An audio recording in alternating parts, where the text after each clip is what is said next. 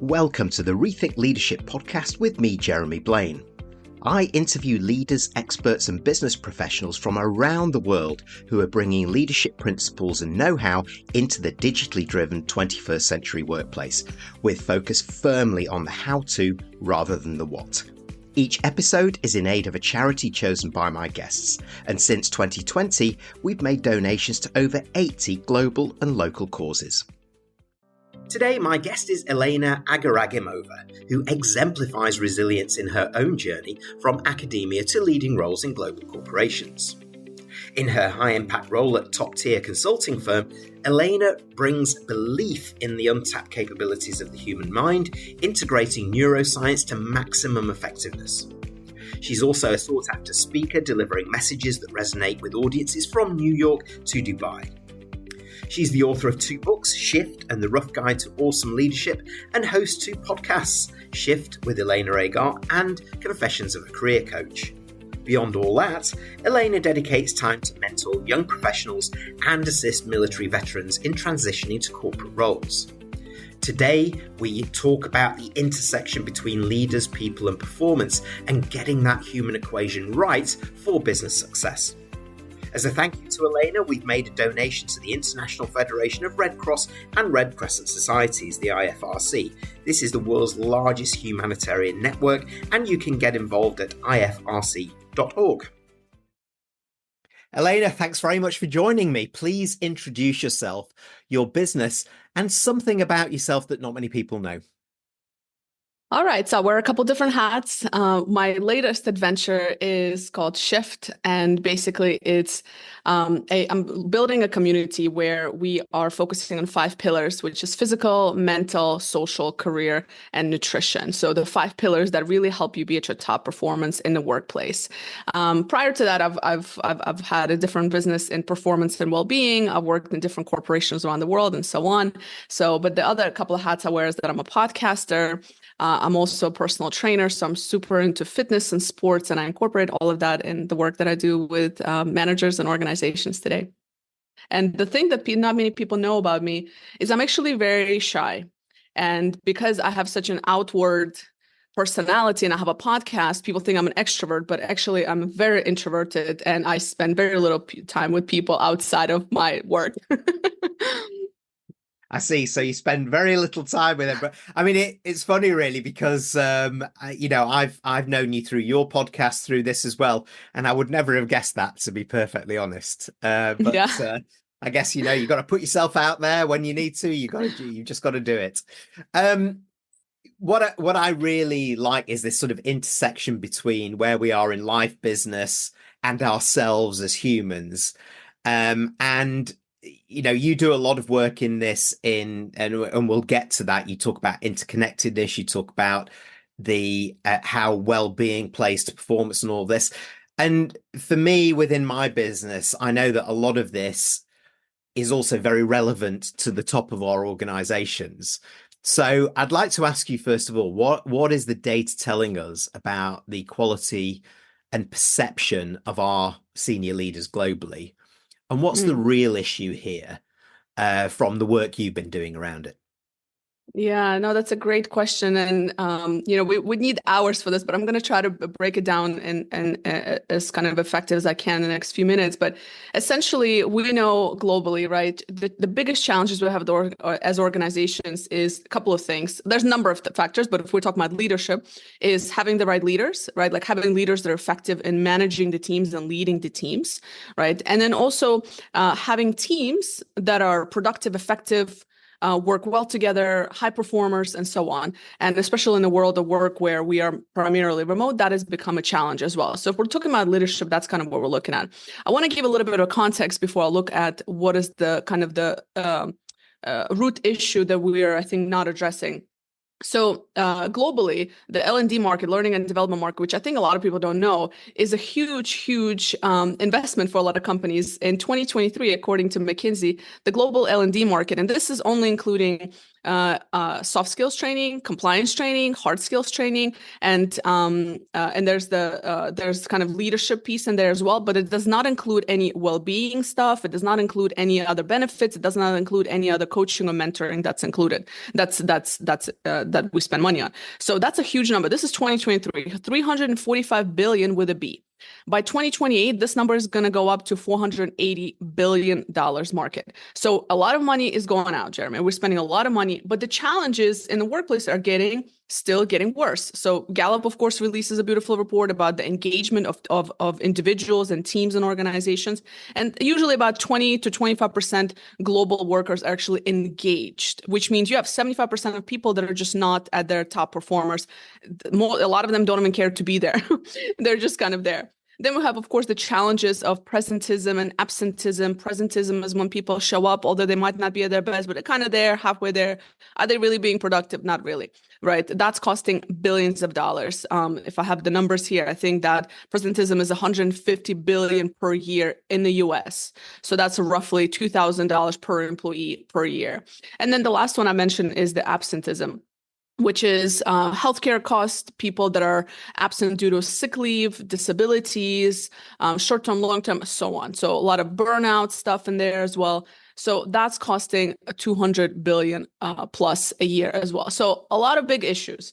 And on top of that, you're like, well, if we're talking about managers and leaders, you would think, well, maybe all this money we're spending, because it's not going to the right problems, because the things I've discussed are getting worse. So where is all this money going? And you're thinking maybe it's going towards management training, and it's not actually. Only 2%, actually only 11% of budgets go to coaching, and 18% go to mentoring. So of budgets, and so that's an issue to me, right? And this is a report by Josh Burson he recently released, and so a lot of these different issues, a lot of money on the table being left, a lot of money being wasted. So why do we keep doing it? And the problems are getting worse. So to get to your point, what I think is happening is we're solving the wrong problem. And that's because we are in this group think where we just keep doing things the same way over and over again. We keep spending money on expensive LMS systems, expensive programs that don't work, benefits that like educational benefits that people don't even use. And one final thought, and I'll pause, is, just looking at why are you spending all this money? Where are you spending, and where can it be mostly used? And we can talk more about the solutions for that as well. Yeah, just playing back a couple of things. I mean, you started with the fact we have to have the right leaders in place. And that's often where the problem lies, because if the leaders aren't learning and aren't informed about what's coming or what is needed for their wider workforce, then we go exactly where you are. This or I would call it this group herd mentality into sheep dip training that we do. We roll out these kind of often used programs, and even in kind of the learning and development industry in terms of suppliers, I just don't see the industry doing enough to challenge these organizations back and saying in terms of what you need. And the numbers speak for themselves. I mean, the fact that 75%, aren't engaged, and you are so right. We're not getting to, well, we're probably treating symptoms, not getting to the right problem is kind of what's the root cause here, and what do we need to do? And what do we do to realign the money to go towards that as well? And it has to be connected. And that's something actually you talk about. You talk about the interconnectedness of things to start changing the game a little bit. So could you explain that a little bit further and why it's such a powerful multiplier for people and performance? Yeah, absolutely. So just a quick point on the management piece, right? Like we are not investing money in, there was another study that was done, and they asked managers that are people managers, like what would you need as support to be an effective manager? And a big part of it was learning how to be a people manager, moving away from being an individual contributor.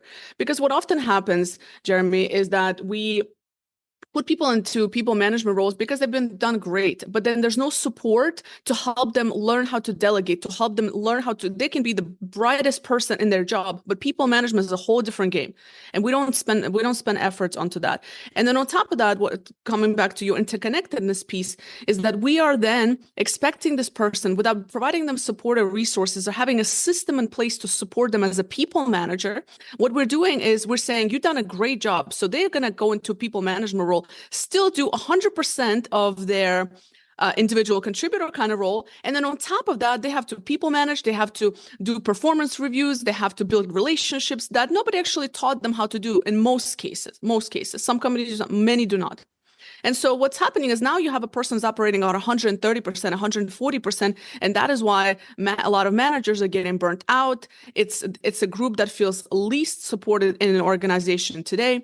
And that is goes back to the interconnectedness piece, is that we have to remember that they are just human beings. And we have to remember that we do not get the most out of people when they're at 130, 140. It sounds like it, like, oh, well, they're giving 130. No, it's counterproductive, because what we're doing is we're putting them in meetings 6 to 7 hours a day. And then after that, we say, by the way, don't forget to build relationships, be a great team leader to your team, and make sure your team is delivering what they need to deliver, and so on. And so there's no piece about what are you doing as an organization to support that leader. The interconnected piece is the fact that there's this kind of school of thought that body and mind are completely disconnected. Like there's two separate, like you feed your mind and then you feed your body, and as long as you work on your mindset, you'll be fine. But it's not true. We have to work on both things, right? When it comes to being at your top performance, mind and body connection goes hand in hand. And so if we have people that are spending hours at a meeting, sitting at their desks, they're not getting support, we're burning them out essentially long term, right? Like, I mean, once in a while, that's okay. But long term, this leads to chronic stress and so on. That's going to lead to lack of productivity, lack of creativity. And at the same time, this manager is also not a great example to their team members. So we cannot, it doesn't make sense. We just cannot expect we cannot expect this leader, this manager to be a great people manager where we're driving them down this burnout path, because we're not considering the interconnectedness between being a true peak mindset, but also peak physical health. And I can spend more time about that, but I'll pause here. Yeah, and it's the physical and the mental health, because it's all about the mindset, as you said there. In fact, a survey that I did last year, it talked about 41% of capable management are feeding back saying, if things don't change by the end of 2025, we're out of here because we're working too hard. You use the kind of the above 100% terminologies there, and I know what you mean. We're burning the candle at both ends. Instead of 8 hours, we're doing 12 hours a day. And it's no good for anybody, because actually what I'm doing in leadership and management terms, I'm being an admin person, and I'm being asked to solve problems, to do the job because my team can't do them as well. I can't even coach them like I'm not being coached. And so the cycle continues. So we're not building the capability to even unleash the power within our people, because we're not unleashing the power of our leaders and managers, particularly there. And that's where it all starts. We have to have those capable people at leadership and management level focused on the right things. So yeah, I know you work with a lot of organizations and leaders and managers around this. So from your experience, how do the best organizations actually practice what you're preaching to get that balance? And can you give us some examples and benefits? Absolutely. So, a couple of things to note here, because maybe people are thinking, well, do I need to take care of my employees' physical well-being and so on? And here, what I really want to focus on is the fact that you can have a high performer who is, doing a lot of great work. This person is physically fit and so on, but there's only so many hours a day. So if you don't have a system and a process in place to help them be at their best in your workplace, that is where the challenge comes in. Because what's going to happen to a high performer like that, they're going to end up leaving. Because if they're a high performer, they need that support, right? So they don't necessarily need that push. They didn't just need to have that support and that resources. But if they keep burning, at both ends, they're going to just end up leaving or burning out. So one of two things are going to happen. So you're going to lose that top performer. And I always say, even if you have the best of the best, if your system is failing them, so that's the number one thing, right? Is looking at your systems. And that's what a lot of companies that do this well, they look at that. They look at systems and processes in place to actually help managers be better managers. So one thing that the people can do is, in a world of billable hours, right? Looking at, how much is this person 100% billable, or can you make them 80% billable, and then make sure that they're giving that 20% towards people management activities, right? Are you providing, when the person gets promoted, this is something else that a lot of companies, the good ones do, is when the person gets promoted, do they have the mentorship, coaching, and resources available to them to understand what it means to go from an individual contributor to a people manager? And that's not a 1-week leadership course, just to be clear, because that's what happens a lot. That's not a 1-week leadership course. That is a long-term program, or perhaps an internal, some kind of learning, whatever suits one's budgets and resources. But what needs to be done is we need to remember that management is a continuous learning experience. The best way we learn is from mentors and coaches. So having leadership on top of that manager, showing them the ropes and being that manager to that person. So that manager knows, oh, that's how you're a great manager. That's how I've learned. I've had some really great people managers and bosses in my life that have taught me what it looks like when management's done right. And so it needs to be long-term. It needs to be continuous kind of learning. So that's one thing, right? So number one is make sure the system is in place that's working, right? Make sure that the way your business is structured allows space for that learning. Make sure there's a continuous kind of coaching and mentoring internally that happens. And then a couple of other things is also just looking at auditing, where does your money go? Because all these billions of dollars are going somewhere. And so, and I really think a lot of times, because I spent a lot of time thinking, I was like, why do we spend all this money? And part of it is that group thing, because we keep doing the same thing over and over again. Another part of it is people are just afraid of change. And Jeremy, that's the biggest blocker for a lot of organizations. They don't want to change.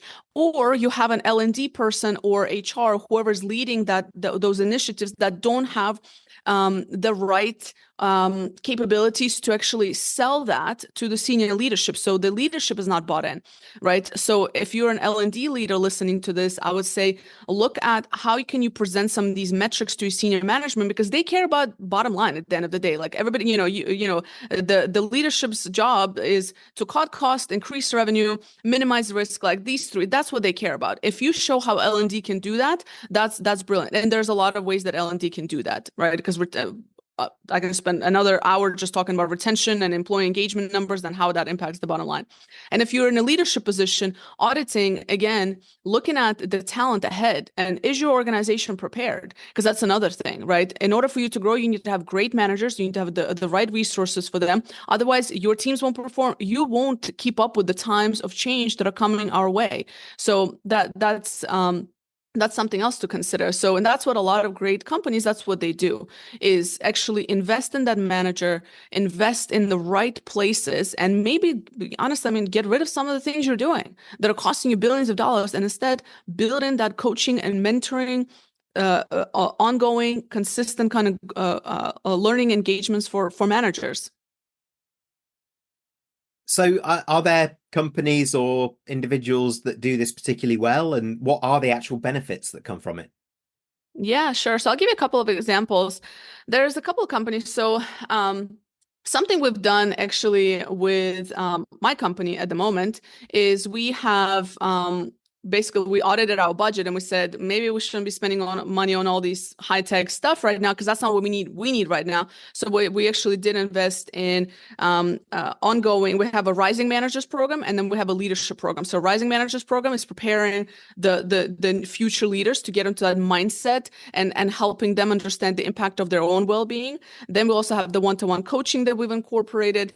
We also have this thing where we check ourselves about meetings. So we try to do better meetings, because a lot of time is wasted on meetings. So that's another thing we've done, because that takes up a lot of managers' time, is like meetings. So we ask ourselves, why are we having this meeting? Is there a clear agenda? Is there a clear walk-away action item that we need to walk away with? So that's one thing. Another thing is Palo Alto, for example, Palo Alto Networks. So they spend quite a bit on their health benefits. So that's a big focus for them. So employees there can receive $1,000 annually, for example, for health support. And that is not just like a gym reimbursement, and it's not your regular health benefits. It's actually like whatever you want to invest in yourself. And I think that's important, because people a lot of times don't even go that route because the benefits are not there. We also have, of course, Nike, companies like Nike who set their schedule where they get short breaks during the summertime for their employees, so they create that balance. And I think all of that feeds into culture of we want you to be productive, not just busy for the sake of being busy. Because if you as a company, you're like, oh, no, we can't do that. You're probably doing it wrong. Like, frankly speaking, if you're, you need your people to be working 60 hours a day, and that's just the way it is, you're probably doing it wrong. So if large organizations, like Nike, like Intuit, for example, like Salesforce, like a lot of them have really great, generous benefits around well-being, around health, around talent development, investing in their managers, investing in external coaches to bring in. So all of these companies invest into that. They don't brag about their LMS systems. They brag about these things because they understand that that's what actually matters. That's what drives the needle forward. Yeah, I like that. They brag about the people, not the systems that they've got Exactly. into this big spend that they've made work that they're trying to justify. And actually, it's about the people. There's one point in there that really resonated with me is about how I believe HR and learning professionals need to kind of grow teeth again when they're talking up the line to get the data and to start actually having a voice at the table to talk about this again, because they too, some of them at least, have turned into administrators as much as our line managers have. There's quite a lot there, and just to sort of replay it back as a summary, getting a system in place is a strong platform, first of all, having that long-term mindset of continuous learning, but learning that is meaningful and that actually impacts, which means that you have to first audit your development spend and return to start with. And then target the spend more meaningfully again, so that you're developing your leaders, your managers, the teams to drive that performance. And I like that because that moves us all towards more being supportive of performance rather than being auditors or administrators of what we're doing. So you're really kind of using what you talked about before, using the power of management to get behind that. And reducing being busy doing nothing, or things that actually don't grow our people and grow our business. So lots to unpack there. And the obvious question for me then, Elena, on this one is, for those organizations, those choosing in thinking, oh, well, I've heard it all before, I'm just going to do what I'm doing. What's the cost of doing nothing or very little in these terms? Well, depending on your industry, but frankly speaking, I think number one, if you just look at where you've been spending, you're probably wasting a lot of money already, right? So that's the cost of doing nothing, because you're not doing anything about changing these things. But also the fact that frankly speaking, you might actually be out of business. You might lose your top performers. You might lose your top talent, and we all know how much it is, how much does retention cost, like in terms of when you lose people. We know how hard it is to hire great talent. So you're going to be out of great talent because there are a lot of companies that are looking to do this right. And, and depending on your industry and your competition, they might go to your competition, or they might go into freelance, into their own businesses. Because if they're doing great work and they're not growing in your company and they don't have the support, that high performer, a group of them might get together and build their own business and become your competition. And that's what happens a lot of times. And that's just the reality. And so I think the cost of inaction is, your business, essentially, especially with as fast as things are moving. If you don't have people that are their top performers and people that are just doing, able to do their jobs right today, 2, 3, 5 years from now, with AI, with technology, that there's going to be a lot of change coming, and they might not be ready for it. Yeah, you're absolutely right. And I think something that leaders and managers underestimate is that the people power, they have more power these days to have a choice and demand what they need from their leaders and managers, and the meaningful work that they want to have, the fulfilling work that they want to have, and more comfortable in saying, you know what, it ain't here. I'll go and work on my own, or I'll go and work for another company that does do it. So you're right. I mean, it's a whole vicious cycle there, because then that impacts your customers, impacts your business. And suddenly we're back to short-termism because we can't now focus on the long term, and it just kind of gets worse and worse and worse. So for those tuning in, Elena, what would be a good summary from you? 4 or 5 really good tips to help those who have resonated with the messaging throughout this episode to make rapid progress in engagement, productivity, well-being, and in performance terms. Absolutely. So number one, as a leader, audit your own habits, audit your own mindset, audit, are you leading by example, right? Like, what are you doing to make sure that you're staying on top of whatever new learning you need to do, your own internal coaching, mentoring that you might need as well as a leader. Be open to realize that we don't know what we don't know. So audit your own habits, right? A great question to ask. And this was a question from one of my podcast guests in the past. And it was, when was the last time you did something for the first time? And I think that is required of everybody in today's day and age.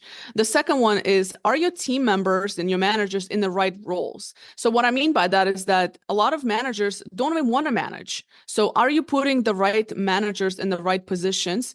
And do they know what's expected for them? So the question I would ask leaders to ask their employees is, ask them, do they know what is expected for them in real detail? Because most people don't. That's where the disconnect comes. People don't know what's expected of them.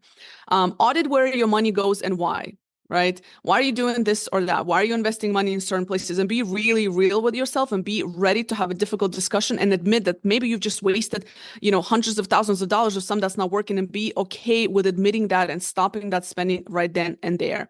So, and just be ready to face change. So these are the 4 I would kind of say is audit your own habits, make sure your team member in the right places, and do they know what's expected for them in those places?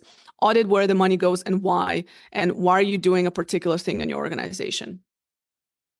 Yeah, that reinforced very nicely what you said at the beginning as well. I like that audit me first and audit my habits. A lot of leaders and managers really have to do that now, have to think about me first, protect where I am so that I can support and do things differently and have the courage to say, let's stop or let's try something different or whatever it is. And having those right people in the right roles. We've got to kind of rip up the old way of doing things and think about what we need for the future as much as what we need maybe for the short term. And that, of course, comes with clarity, because in an era where there's a lot of unknowns, clarity is gold. Gold for your people, gold for your leaders, and possibly gold for your customers if you can make that work, because that's when you can start to audit return on investment and return on experience internally and externally. So there's so much there, and I really like that question that you came up there. Is like, when was the first time you did something for the first time? What a great question to ask. Are we just kind of plugging the same habits and mold, or are we willing to rip it all up and do it? And what a great place to end our conversation, Elena. And I'm sure those tuning in will want to find out more, connect with you. So how do they do that? LinkedIn is the best place. Just look me up on LinkedIn. I'm the only Elena Agaragimova. Great. Well, that was short and sweet and nice. So I'll make sure that that's on the show notes and on the screens for people to do so. Elena, lots to unpack within that discussion and lots of food for thought. Thanks very much for joining me. Thank you. Thanks for tuning in to the Rethink Leadership podcast with me, Jeremy Blaine. Please like, comment, and support us on your favourite platform, and subscribe to our YouTube channel where you can watch as well as listen to each episode.